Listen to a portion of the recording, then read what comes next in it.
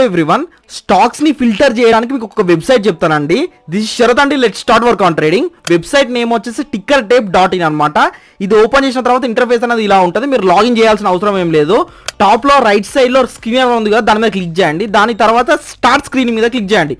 Click చేయగానే ఇక్కడ మీరు చూస్తే స్మాల్ క్యాప్ మీద క్లిక్ చేశారనుకోండి, స్మాల్ క్యాప్ కి సంబంధించిన స్టాక్స్ అనే వస్తాయి. మిడ్ క్యాప్ మీద క్లిక్ చేశారనుకోండి, మిడ్ క్యాప్ కి సంబంధించిన స్టాక్స్ అనే వస్తాయి.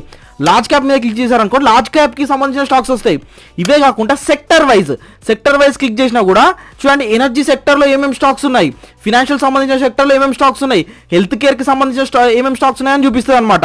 ఇవి కాకుండా ఇంకా మీరు ఫిల్టర్ చేద్దాం అనుకుంటే టెక్నికల్ ఇండికేటర్ లో ఏమేమి స్టాక్స్ ఉన్నాయి, ఈటీఎఫ్స్ స్టాక్స్ ఏమేమి ఉన్నాయి, వాల్యుయేషన్ సంబంధించిన స్టాక్స్ ఏమున్నాయి, గ్రోత్ కి ఏం స్టాక్స్ ఉన్నాయి అనేది మీరు ఇట్లా ఫిల్టర్ చేసుకొని స్టాక్స్ అని చూసుకోవచ్చు. ఎందుకంటే ఎన్ఎస్సి బిఎస్సి లో మొత్తం కలుపుకొని దాదాపు మోర్ దెన్ 7,000 పై కంపెనీస్ అనేవి లిస్ట్ అయి ఉన్నాయండి. ఇవన్నీ కంపెనీస్ లో మీరు ఇన్వెస్ట్ చేయలేరు కదా, కాబట్టి మీరు అనుకున్నట్టు ఫిల్టర్ చేసుకొని